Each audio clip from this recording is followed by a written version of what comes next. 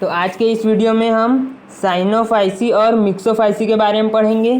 तो सबसे पहले आप ये जान लीजिए कि ये साइनोफाइसी और मिक्सोफाइसी है क्या। तो ये जो साइनोफाइसी और मिक्सोफाइसी हैं ये शैवालों के वर्ग के अंतर्गत आते हैं। ये हैं क्लास ऑफ एल्गी। शैवालों का ये एक वर्ग है जो कि विशिष्ट वर्ग के रूप में आता है ये। तो देखिए ये जो वर्ग है और इस वर्ग के जो सदस्य हैं इसको बहुत सारे अलग अलग नामों से जाना जाता है। तो इसको मुख्यतः 4 विशिष्ट नामों से जाना जाता है जो कि आपको मैं बता रहा हूँ। देखिए ये चारों, इस वर्ग को साइनोफाइसी भी बोलते हैं, मिक्सोफाइसी भी बोलते हैं, या फिर इन्हें साइनोबैक्टीरिया भी बोलते हैं, या फिर ब्लू ग्रीन एल्गी भी बोलते हैं। अब इन चारों को नोट कर लीजिए।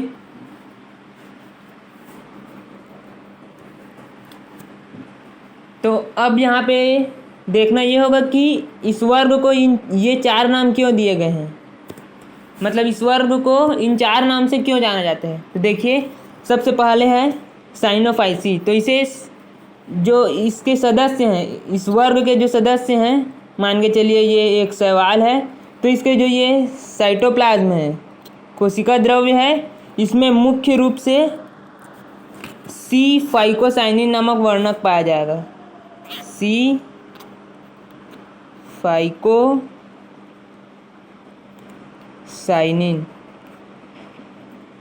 मैं एक बार और लिख देता हूँ इसको अच्छे से। सी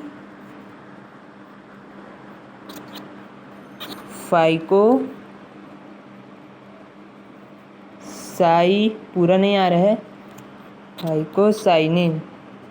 सी फाइकोसाइनिन इसमें मुख्य वर्णक के रूप में होता है। इसी कारण, इस वर्णक की उपस्थिति के कारण ही इस वर्ग को साइनोफाइसी नाम दिया गया है। दूसरा है मिक्सोफाइसी। तो देखिए ये है मिक्सोफाइसी कहे जाने का रीज़न। सभी बुक्स में ये रीज़न नहीं दिया गया है मिक्सोफाइसी का। तो देखिए ये है the presence of mucilage around the thallus in is characteristic feature of cyanobacteria group. इसका मतलब ये है कि यह जो शैवाल है, मान के चलिए ये कोई शैवाल है, तो इसके चारों तरफ ऑल अराउंड ये जो म्यूसिलेज है, म्यूसिलेज एक आप बोल सकते हैं एक लिक्विड है, लिक्विड टाइप का जो श्लेष्मिक पदार्थ बोल सकते हैं, वो इसके चारों ओर एक आवरण के रूप में होता है। म्यूसिलेज है वो बैक्टीरिया के चारों ओर एक आवरण के रूप में होता है, इसी कारण इसको मिक्सोफाइसी नाम दिया गया है।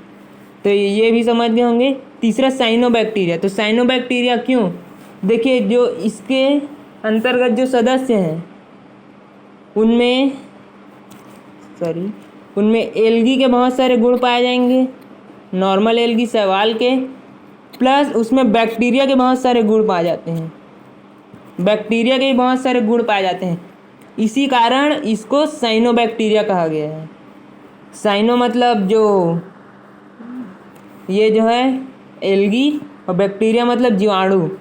तो इन दोनों का ये बीच का कड़ी है, मतलब उन दोनों का सम्मिलित रूप है, इसी कारण इसे साइनोबैक्टीरिया कहा जाता है। अब चौथा है ब्लू ग्रीन एल्गी। ये क्यों, तो जो मैंने आपको पहले बताया है कि इनके जो साइटोप्लाज्म है उसमें सी फाइकोसाइनिन नामक वर्णक पाया जाता है, तो उसी के कारण इनका जो थैलस है ये बाहर से ये पूरा नीले हरे रंग मतलब ब्लू और ग्रीन रंग का दिखता है। सी फाइकोसाइनिन की उपस्थिति के कारण इसका जो थैलस है वो ब्लू ग्रीन रंग का दिखता है। इसी कारण इन जीवों को ब्लू ग्रीन एल्गी यानी कि नील हरित शैवाल कहा जाता है।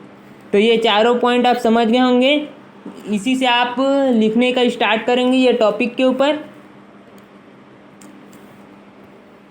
इसके बाद देखते हैं इसके मेन कैरेक्टर्स, साइनोफाइसी के मेन कैरेक्टर्स। तो देखिए सबसे पहला कैरेक्टर हो गया है कि इसमें सी फाइकोसाइनिन पाया जाता है। सी फाइकोसाइनिन पाया जाता है, ये उसका एक मुख्य कैरेक्टर है। इसके कोशिका द्रव में सी फाइकोसाइनिन पाया जाता है।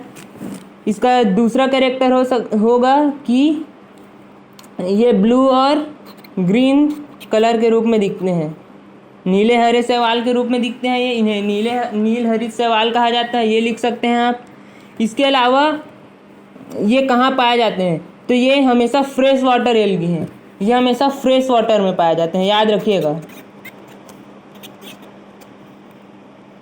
ये हमेशा फ्रेश वाटर में पाए जाते हैं, मतलब इनका एक इसमें लिख सकते हैं कि ये फ्रेश वाटर में पाए जाते हैं। और जो अगर फ्रेश वाटर में किसी कारण कोई हानिकारक बैक्टीरिया या फिर कुछ और चीज़ आ गया तो वो इसका पाचन भी कर देते हैं, मतलब ये जल को शुद्ध करने का कार्य भी करते हैं, ये भी आप लिख सकते हैं।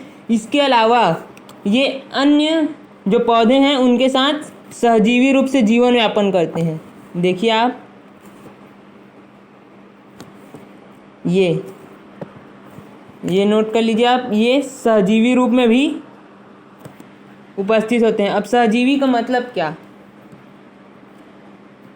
जैसे कि कुछ ऐसे इम्पोर्टेंट पौधे हैं तो उनके जड़ों के साथ या फिर उनके शरीर के और किसी भाग के साथ ये सहजीवी संबंध बनाते हैं, उनको भी ये कुछ फ़ायदा कराते हैं और उनसे भी ये कुछ लेते हैं। मुख्यतः ये नाइट्रोजन का स्थिरीकरण करते हैं और नाइट्रोजन को ये पौधों को देते हैं और उनसे ऑर्गेनिक कंपाउंड ले लेते हैं।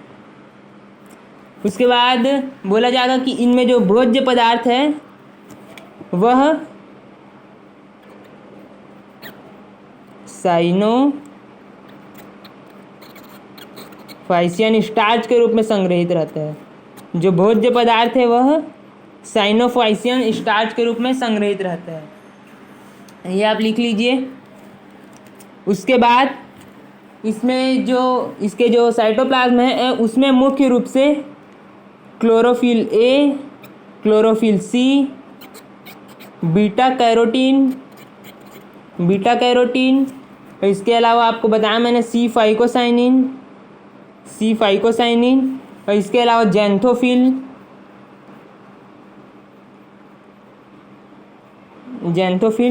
Chlorophyll A, chlorophyll C, beta carotene, C phycocyanin, xanthophyll, ये मुख्य रूप से उसके साइटोप्लाज्म या फिर कोशिका द्रव में पाए जाते हैं।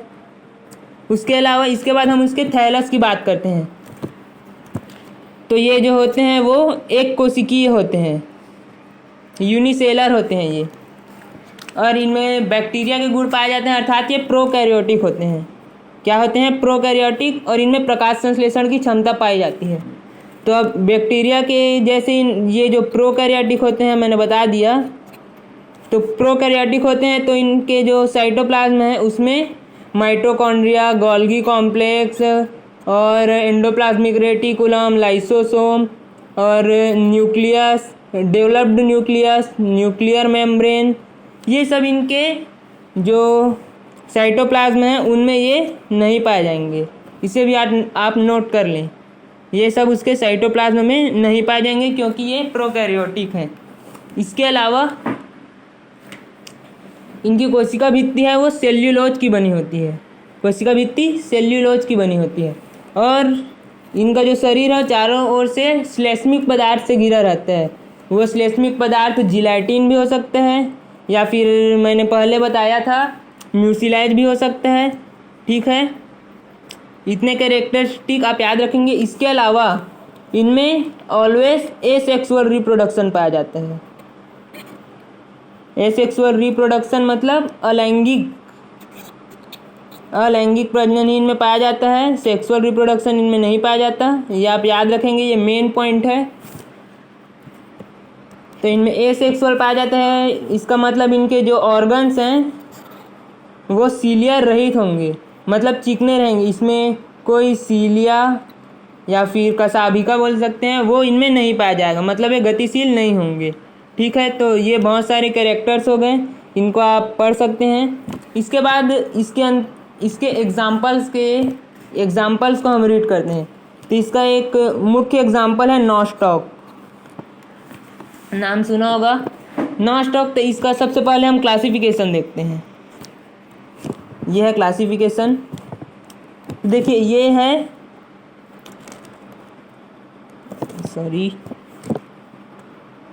इसके डिवीज़न से स्टार्ट करेंगे आप और स्पीसीज़ में एंड करेंगे। डिवीज़न से स्पीसीज़ तक आपको क्लासिफिकेशन लिखना है, ठीक है। तो सबसे पहले देखिए, ये थैलोफाइटा डिवीज़न के अंतर्गत आता है। इसका डिवीज़न है थैलोफाइटा, इसका सब डिवीज़न है शैवाल, इसका जो क्लास है वो आप तो जान ही रहे हैं, साइनोफाइसी है। उसके बाद इसका जो ऑर्डर है वो है नॉस्टॉकेल्स, और इसका जो फैमिली है वो है नॉस्टॉकेसी, इसका स्पीसीज़ है नॉस्टॉक। तो इसको याद करने का एक और मैं ट्रिक बता दे रहा हूँ। जो आप नॉस्टॉक के बारे में पढ़ रहे हैं तो आपको इसका क्लास तो याद हो ही जाएगा कि ये है साइनोफाइसी, ये तो आप इजीली याद कर सकते हैं। साइनोफाइसी है, ये तो आप इजीली याद कर सकते हैं। उसके बाद आता है बात गण की, यानी ऑर्डर। तो देखिए इसमें जो जंतु का नाम है नॉस्टॉक, लिख देता हूँ मैं, नॉस्टॉक। तो इसी के अंत में आप एल्स का यूज़ करेंगे, एल्स लगा देंगे, तो ये क्या हो जाएगा, नॉस्टॉकेल्स। तो इस तरह आप किसी भी जो स्पीसीज़ हैं उसके गण का मान आप ज्ञात कर सकते हैं, मतलब गण का नाम आप याद रख सकते हैं। उसके बाद आएगा फैमिली। तो फैमिली के लिए एसी लगाते हैं, याद रखिएगा।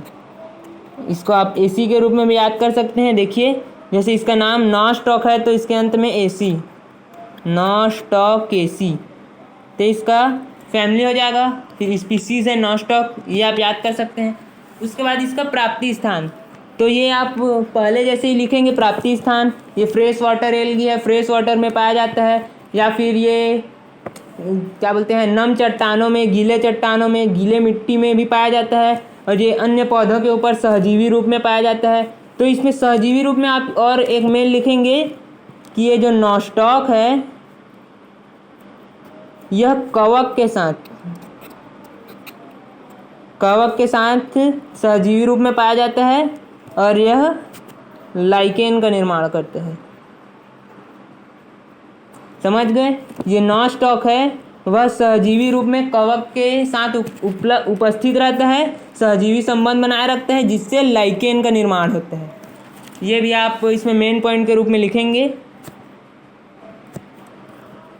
इसके बाद आते हैं हम इसके थैलस के स्ट्रक्चर के बारे में। तो देखिए आपको ये ड्राइंग दिख रहा है, ये उसका मेन ड्राइंग है।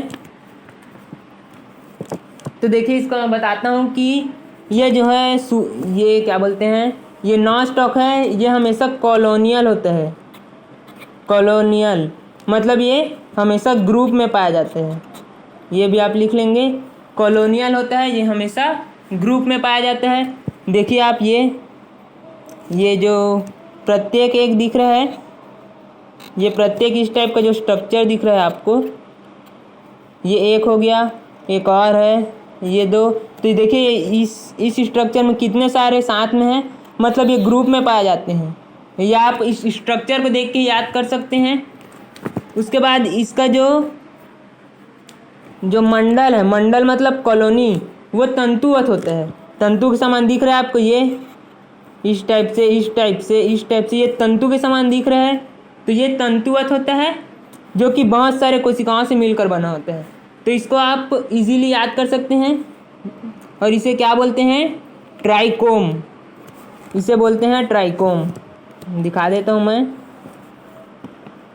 ये देखिए ट्राइकोम, इसे क्या बोलते हैं, ट्राइकोम। इसे आप याद रखेंगे, ये बहुत इम्पोर्टेंट है।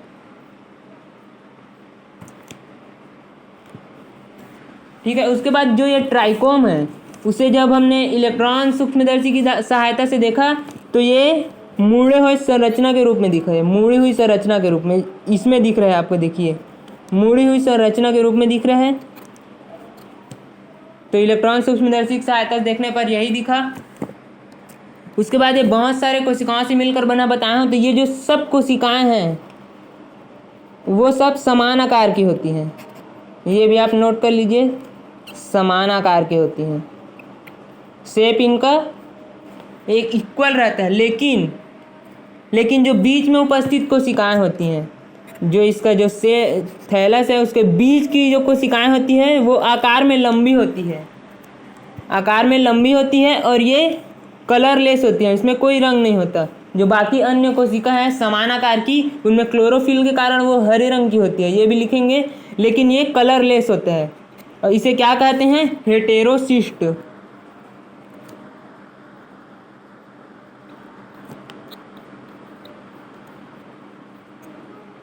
इसे क्या कहते हैं? हेटेरोसिस्ट। ये नाम भी आप याद रखेंगे। उसके बाद मैंने बताया हेटेरोसिस्ट के बाद ये जो है इसके चारों ओर एक सेल वॉल पाया जाता है, सेल वॉल पाया जाता है जो कि मोटा होता है और वह द्विस्तरीय होता है, मतलब डबल लेयर्ड होता है ये। और इसके जो दोनों किनारे हैं, इस किनारे और इस किनारे, इनमें क्या पाया जाता है? ध्रुवीय कण पाया जाता है, ये भी लिख लेंगे आप। दोनों किनारों पर ध्रुवीय कण पाया जाता है, जो कि इसके जो पड़ोस की जो सेल हैं, ये पड़ोसी सेल है, इधर है, उनके ओर ये उन्मुख होता है, मतलब इनका डायरेक्शन उनके पड़ोसी सेल की तरफ होता है। तो ये जितना बताया वो मैं इसके एक तंतु के बारे में था। इसी तरह असंख्य तंतु, बहुत सारे तंतुवत जो मंडल हैं वो आपस में मिलकर एक समूह के रूप में हो जाते हैं। ये बहुत सारे समूह, ये देख सकते हैं इस स्ट्रक्चर में, इसमें भी देख सकते हैं कि ये समूह के रूप में जुड़ गए हैं। तो ये समूह हैं, जो इनके मिलने से जो समूह बन गया है वो प्रारंभ में गोलाकार दिखते हैं, देख लीजिए आप, गोलाकार दिखते हैं, लेकिन जब बाद में ये डेवलप हो जाते हैं उसके बाद ये अनियमित रूप से लंबे हुए दिखते हैं, अनियमित आकार के, मतलब इस टाइप से होते हैं, ये अनियमित रूप से फैले हुए दिखते हैं। ठीक है, तो इसके जो थैलस के स्ट्रक्चर है ये आप समझ गए होंगे। एक बार और मैं रिवाइज कर देता हूँ, चित्र को, डायग्राम को ही देख के आप इसका थैलस का स्ट्रक्चर लिख सकते हैं। देखिए सबसे पहले क्या है कि ये कॉलोनियल होता है, मंडलीय होता है, मतलब ये हमेशा ग्रुप में पाया जाता है। इसका जो कॉलोनी है वो तंतुवत होता है और बहुत सारे कोशिकाओं का बना होता है। उसके बाद इसे क्या बोलते हैं? ट्राइकोम, इसे आपको याद करना पड़ेगा। उसके बाद ये ट्राइकोम किस रूप में दिखता है? ये मुड़ी हुई संरचना के रूप में दिखता है, इसमें देख सकते हैं आप। उसके बाद आप बोलेंगे कि ये जो बहुत सारी जो कोशिकाएं हैं वो समान आकार की होती हैं, लेकिन कुछ कोशिकाएं हैं जो वो बीच में बड़ी होती है, जिन्हें हेटेरोसिस्ट कहते हैं। उसके बाद आप लिख सकते हैं चारों ओर सेल वॉल पाया जाता है जो मोटा होता है और डबल लेयर्ड होता है। उसके बाद लिख देंगे चारों तरफ से श्लेष्मिक पदार्थ जैसे जिलेटिन, इन सब से घिरा रहता है। उसके बाद ये सब आपस में मिलकर ग्रुप बनाते हैं, जो शुरू में तो गोल रहते हैं और बाद में अनियमित रूप से अनियमित आकार में फैल जाते हैं। ठीक है, तो आप इसके थैलस के स्ट्रक्चर समझ गए होंगे। इसके बाद देखते हैं हम इसका रिप्रोडक्शन। हम इसके रिप्रोडक्शन के बारे में देखेंगे। तो मैंने पहले ही बताया है कि इसमें एसेक्सुअल रिप्रोडक्शन पाया जाता है। तो ये जो एसेक्सुअल रिप्रोडक्शन है वो कई टाइप से होते हैं, 1 2 3 4 5 अलग अलग प्रकार से होता है। तो इसमें सबसे पहले देखते हैं एकाइनिट्स द्वारा। तो एकाइनिट्स है क्या? ये जो एकाइनिट्स है इनका निर्माण लिख लीजिए आप। एकाइनिट्स का निर्माण है वो प्रतिकूल परिस्थिति में होता है।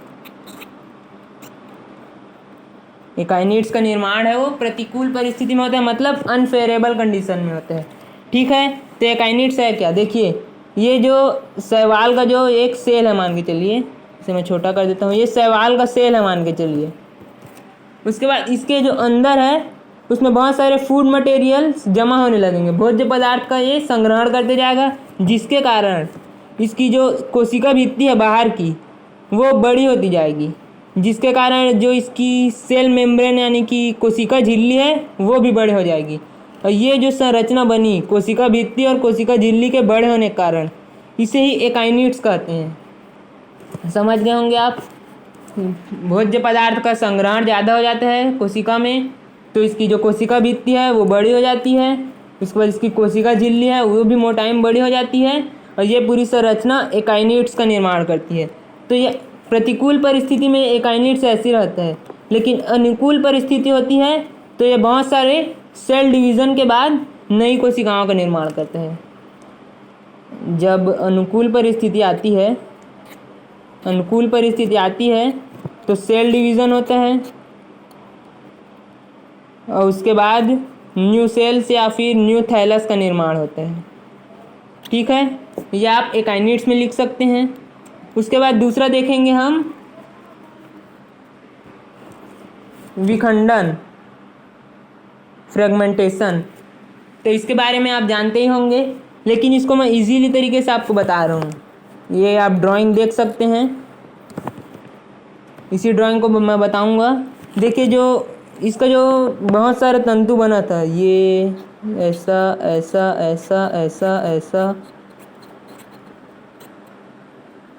ये जो आपस में जुड़ा था ना, तो किसी भी यांत्रिक कारण से या फिर उसके अंदर में कुछ चीज़ की कमी होने के कारण ये जो जितना भाग है ये सब अलग अलग हो जाते हैं, सब भाग अलग अलग हो जाते हैं। उसके बाद ये जो सब भाग हैं वो फेवरेबल कंडीशन में आने पर इनमें सेल डिवीज़न होते हैं। उसके बाद ये एक नए थैलस या फिर नए सेल का निर्माण कर देते हैं, सब अलग अलग सेल्स का निर्माण कर लेते हैं। यह है फ्रेगमेंटेशन। विखंडन मतलब बहुत सारे भागों में टूट जाएगा उसका जो ट्राइकोम है, ये ट्राइकोम है और टूट जाएगा। उसके बाद प्रत्येक टूटा हुआ भाग नए शैवाल में परिवर्तित हो जाएगा। ठीक है, तो उसके बाद तीसरा होता है हार्मोगोन के द्वारा। तो ये हार्मोगोन भी एकदम इसी का टाइप है। तो ये जो प्रत्येक अलग हुआ जो भाग है ये गतिशील होते हैं। क्या होता है? गतिशील। इसे ही हार्मोगोन कहते हैं। ये हार्मोगोन जब फेवरेबल कंडीशन आता है, अनुकूल परिस्थिति, तो चारों ओर अपने कोशिका भित्ति का निर्माण कर लेते हैं और कोशिका भित्ति का निर्माण कर लेते हैं। उसके बाद इसके जो सेल हैं वो डिवाइड होते हैं, कोशिका विभाजन होता है और नए नए एल्गीज का निर्माण हो जाते हैं। ठीक है, तो ये हार्मोगोन और ये एक ही जैसे हैं, मान के चलिए आप। उसके बाद अगला है हेटेरोसिस्ट। देखिए, मैंने आपको बताया था कि ये जो बीज की कुछ कोशिकाएं हैं वो बड़ी हो जाती हैं। ये है बीज की कोशिकाएं बड़ी हो जाती हैं और ये कलरलेस होती हैं। इसे हेटेरोसिस्ट कहते हैं। तो जब फेवरेबल कंडीशन आता है तो ये जो एक हेटेरोसिस्ट है, ये एक हेटेरोसिस्ट है, ये डिवाइड होकर 2, उसके बाद और आगे डिवाइड होकर 4 अनेक भागों का ये निर्माण कर लेगा। उसके बाद जो प्रत्येक भाग हैं उनमें भी डिवीज़न होगा तो और नए नए सेल्स और थैलस का निर्माण होगा और इनके चारों ओर सेल वॉल का निर्माण हो जाएगा। यह है हेटेरोसिस्ट। आप इस स्ट्रक्चर को देख सकते हैं, ये स्ट्रक्चर आप ड्रॉ कर सकते हैं। ये पूरा चारों, ये इसी में बता दे रहा हूँ मैं। पहले ये देखिए आप, ये हेटेरोसिस्ट है। इसके जो अंदर का सेल है वो फर्स्ट डिवीज़न के बाद 2 भाग में बढ़ गया। इसमें क्या हो रहा है? माइटोसिस हो रहा है, समसूत्री विभाजन हो रहा है। उसके बाद ये 2 भाग है और 4 भाग में बढ़ गया। इसी तरह डिवाइड होते रहेंगे, उसके चारों ओर सेल वॉल का निर्माण होते रहेगा। फिर ये सब आपस में जुड़ के एक नए थैलस का निर्माण कर लेंगे। ओके, तो आप ये समझ गए होंगे। उसके बाद अगला है एंडोस्पोर्स। तो यही जो हेटेरोसिस्ट है, यही विभाजन के द्वारा एंडोस्पोर्स का निर्माण करते हैं। अब ये एंडोस्पोर्स है क्या? ये एक कोशिकीय होता है, मतलब यूनिसेलर, और इसमें एक ही नाभिक होता है। मतलब एक कोशिकीय और एक नाभिकीय एंडोस्पोर्स का निर्माण करता है, जो कि बाद में अनुकूल परिस्थिति आने पर जो हेटेरोसिस्ट की जो ये भित्ति है वो फट जाती है, जिसके कारण ये जो एंडोस्पोर्स है वो बाहर आ जाते हैं और उसके बाद वो नए शैवाल का निर्माण कर लेते हैं, एंडोस्पोर्स। तो इसके लिए भी डायग्राम मैं बता दे रहा हूँ। इसको लिखेंगे हेटेरोसिस्ट। ये डायग्राम को बनाएंगे, हेटेरोसिस्ट के रूप में लिख देंगे। उसके बाद इसको आगे करेंगे और यहाँ पे लिखेंगे सेल डिवीज़न। उसके बाद लिखेंगे, नहीं ये नहीं,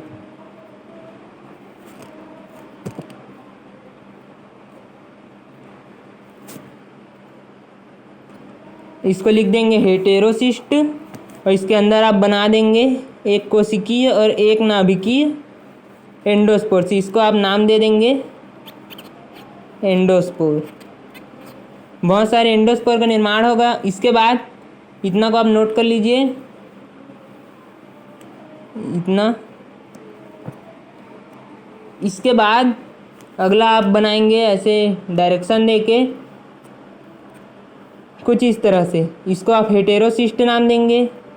ये एंडोस्पोर्स है और इसका डायरेक्शन ये बाहर निकल रहा है, ये आप दिखा देंगे। उसके बाद ये अलग हो गए, एंडोस्पोर्स लिख देंगे इसको। ओनली वन न्यूक्लियर होगा, इसमें एक नाभिक होगा। और ये फिर लिख देंगे यहाँ पे डेवलपमेंट के बाद बन जाएगा न्यू एल्गी। ओके, तो आप इसको लिख सकते हैं। तो इस तरह इसका रिप्रोडक्शन हो गया समाप्त। उसके बाद अब हम इसके आर्थिक महत्व के बारे में देखेंगे। नॉस्टॉक का महत्व, नॉस्टॉक का इम्पोर्टेंस। ठीक है, आप लिख लेंगे टॉपिक नॉस्टॉक इम्पोर्टेंस। उसके बाद देखिए, हमने पहले भी पढ़ा है कि ये क्या होता है, ब्लू ग्रीन एल्गी होता है। मतलब ये सहजीवी रूप में पाया जाता है। ये आप पहले पढ़े हैं, उसी को लिखेंगे। तो यह सहजीवी रूप में उपस्थित होकर पौधों को यह नाइट्रोजन उपलब्ध कराते हैं। सहजीवी रूप में उपलब्ध होकर पौधों को यह नाइट्रोजन उपलब्ध कराता है। ये उसका पहला कार्य हो जाएगा। इसका दूसरा कार्य है नाइट्रोजन का स्थिरीकरण। सहजीवी अलग था, ये स्थिरीकरण लिख देंगे। ये वायुमंडल के नाइट्रोजन को नाइट्रोजनी यौगिक में बदलकर पौधों को नाइट्रोजन उपलब्ध कराता है, जिससे वे पौधे अच्छे रूप से डेवलप हो पाते हैं और हमें उनसे लाभ पहुंचता है। ये भी लिख सकते हैं।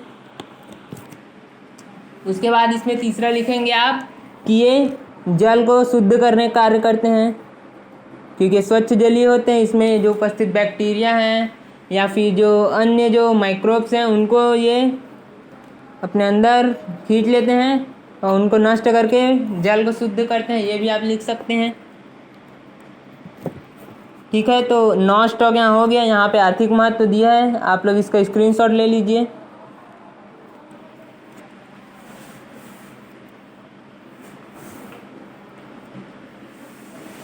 सॉरी, यहाँ से लीजिएगा।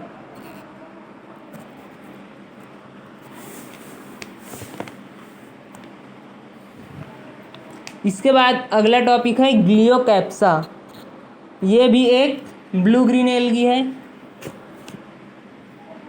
तो देखिए, इसका भी हम क्लासिफिकेशन पढ़ेंगे। ये है, तो इसको ध्यान रखिएगा। ये जो ग्लियोकैप्सा है, ये कॉकस बैक्टीरिया के समान होता है। कॉकस बैक्टीरिया के समान होता है, इसीलिए इसके अंत में हम देखिए क्लोरोकोक्केल्स, क्लोरोकोक्केसी लिखे हैं।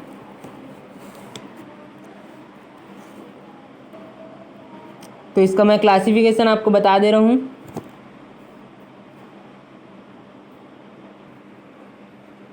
ग्लियोकैप्सा ये अगला है। ये टॉपिक ही लंबा है, वीडियो लंबा हो रहा होगा। तो अगर आप चाहें तो नॉस्टॉक तक पढ़ के ग्लियोकैप्सा को आप अगले दिन पढ़ सकते हैं। इसे आप अगले दिन पढ़ें तो भी चलेगा, या फिर यदि आप पढ़ सकते हैं तो बहुत अच्छी बात है, आप पढ़िए। तो देखिए, इसका जो क्लासिफिकेशन है, इसको आप स्क्रीनशॉट ले लीजिए। इसका जो डिवीज़न है वो थैलोफाइटा है। इसका जो सब डिवीज़न है वो शैवाल है। उसके बाद इसका क्लास है साइनोफाइसी। उसके बाद इसका जो ऑर्डर है वो है क्लोरोकोक्केल्स। उसके बाद इसका जो फैमिली है वो है क्लोरोकोक्केसी। उसके बाद इसका वंश क्या है, ग्लियोकैप्सा। तो इसका प्राप्ति स्थान देखते हैं, कहाँ कहाँ पाया जाता है। तो इसको भी आप जो नॉस्टॉक जहाँ जहाँ पाया जाता है वैसी जगह में ये पाया जाता है। तो इसको आप इजीली इसको स्क्रीनशॉट लेके देख लीजिए, और उसमें जो है वही आप इसमें लिख देंगे। उसके बाद इसमें डिफरेंस थोड़ा सा आपको समझना है बस। इसके जो ये संरचना है, इसमें आपको डिफरेंस समझना है कि ये गोल होता है। ये भी कॉलोनियल होते हैं, लेकिन ये गोल होते हैं। जैसे जो नॉस्टॉक था वो तंतुवत था, ऐसे था। ऐसे था, लेकिन ये गोल ही होते हैं। देखिए ये गोल ही होते हैं, ठीक है। तो यही समझेंगे। बाकी ये प्रोकैरियोटिक है, इसमें कोई ऑर्गन्स नहीं पाए जाते। इसके अंदर भी C5 पाया जाता है। C5 ये आप लिख लीजिएगा। और जो नॉनस्टॉप का जो कैरेक्टरिस्टिक है उसको आप लिख सकते हैं, ये सेम ही है, ठीक है। इसमें जो न्यूक्लियस है वो पूर्ण डेवलप्ड नहीं होता, ये आप लिख सकते हैं। तो इसका आप स्क्रीनशॉट ले लीजिए, इसको पढ़िएगा। उसके बाद ये नॉनस्टॉप की तरह ही है, आप इसको लिख सकते हैं।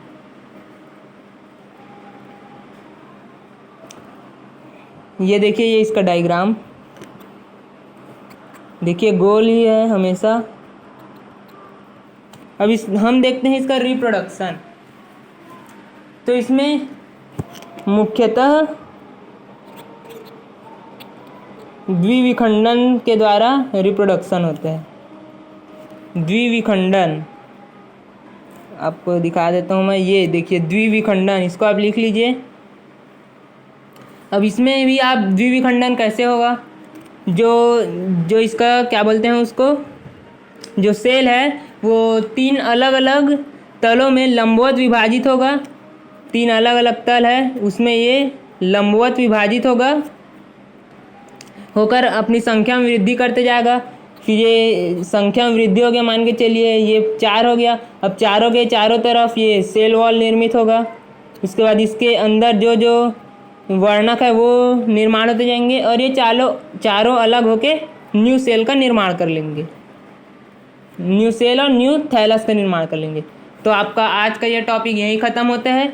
अगर वीडियो अच्छा लगा होगा तो वीडियो को लाइक करेंगे, और अगली वीडियो भी मैं इसके नेक्स्ट क्लास के ऊपर डालूंगा। तो आप चैनल को सब्सक्राइब कर लीजिए और बेल आइकन को दबा लीजिए, जिससे मेरी वीडियो आप तक सबसे पहले पहुँचे। ठीक है, थैंक यू।